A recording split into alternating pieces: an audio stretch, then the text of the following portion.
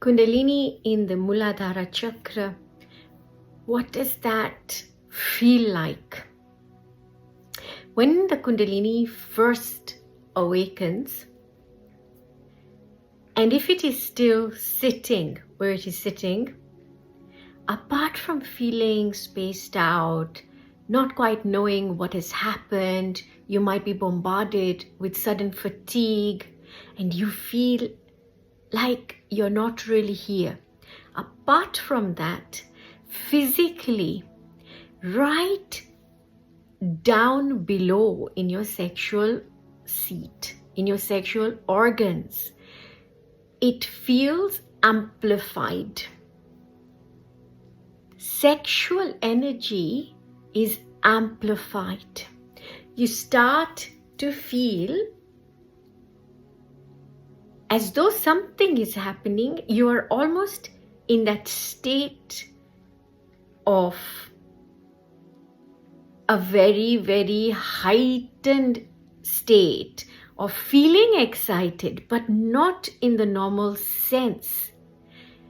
That chakra is activated. So when it's activated, there is something that is happening there. That sensation that we would normally associate with what we associate sex with, it is amplified to the point that it might even make you feel very, very uncomfortable. Now, if your Kundalini does not rise and it stays in this chakra and it stays in that place so that everything that this place represents is amplified, apart from what this is eventually going to lead on to and any healing and any purification that takes place, if you get attached to the sensation of that amplified sexual energy, it can lead to all sorts of trouble. Now, mentally, we may understand that sensation or that sensory experience with pleasure. We might associate with that I need to do something, that you're aroused, you're in a state of arousal. But in fact, you are experiencing the heightened state of arousal before creation. And it's necessary for you to be in that state, but not stay in that state, rather transform that state into something else, which generally you will find it being referred to as ojas, life force. Now, because of the amplification, you may want to let it go. You may want to do something about that. Yeah. But if you are at the same time experiencing a spiritual awakening, you are under the guidance of somebody, you will know that what a wonderful gift that now you have come to this point. So you can use breath work, you can use pranayama, you can use meditation, you can use various exercises, various bandhas, which is how to lock your centers, and you can raise that upward. When it stays downward, rather than you going with the process of raising it and healing it and seeing what comes out, if you get stuck with the sensation of it, yeah, then it can cause all sorts of things, like things can get stagnated. Apart from stagnation, you will only reach that point of an animal. Animal consciousness, they know just about food, about sex, right? It's all very fear-based, about survival.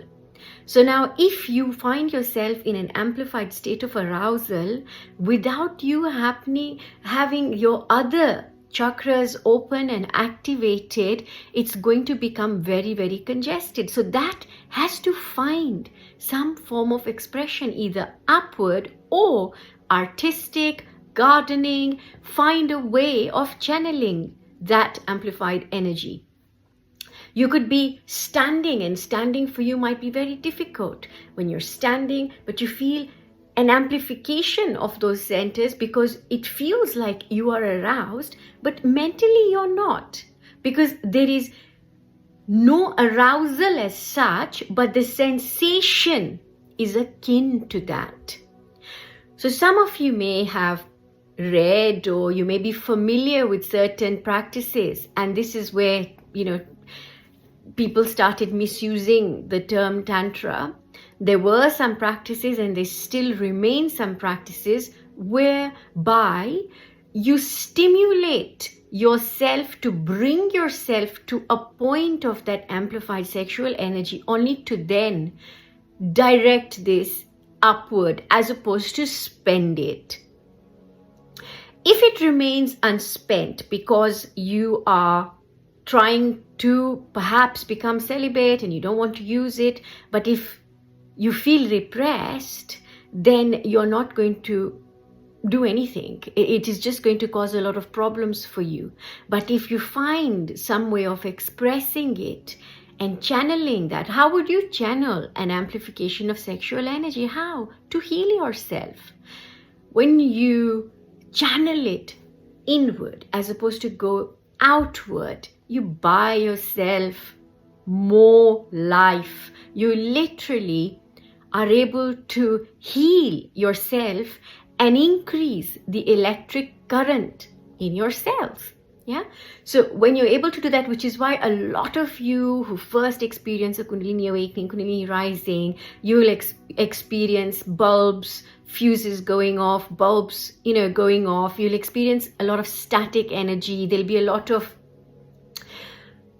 even around you, you will feel it. Yeah, you'll be able to feel it, as well as feel these movements with the moon, the sun, everything. But you'll find that you're becoming more electrified, electrical. Yeah. Now, folks, it is absolutely important that we don't stay stuck at any place. But if we are, then how do we get out of this? Now, how we get out of it is becoming aware that, okay, this is happening, right? So what do we do? Is you direct that. Yeah. When you get stuck in that amplification, you might even have a hit and miss, in that you won't even realize that you've experienced this awakening, and it might just stay at that point without ever going, and this is where it can then be shut down. Yeah, it can eventually be shut down. But if you're in constant state of arousal and you keep bringing yourself in that kind of a state, or even, for example, you can rub your feet together and you will be able to amplify that energy again.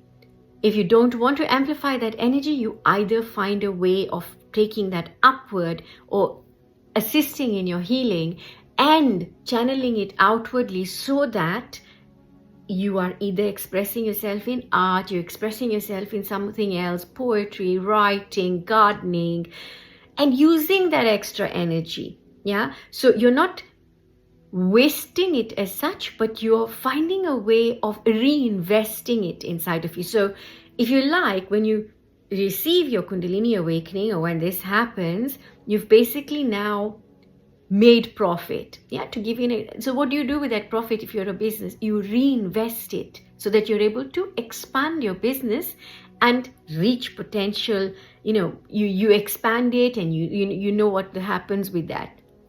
Similarly with this, yeah, if you start to spend your profits and you waste it, you buy various things that are going to deplete and depreciate, then nothing is going to come out of it.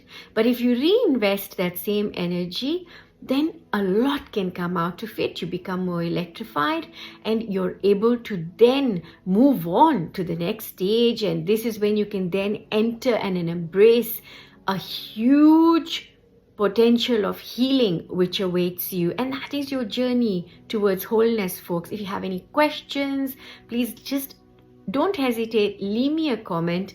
Ask me anything. I'm here, guys. Lots and lots of love. I would love to hear what your experience was when you first experienced a Kundalini awakening. Remember, folks, that when your Kundalini awakens, it will amplify everything, and there will be certain sensory experience that will happen, but how long they happen and where they happen, yeah, and how you experience it will always depend on your level of consciousness. It'll depend on where you are, it'll depend on your karmic blueprint, yeah, and that's it. So much love.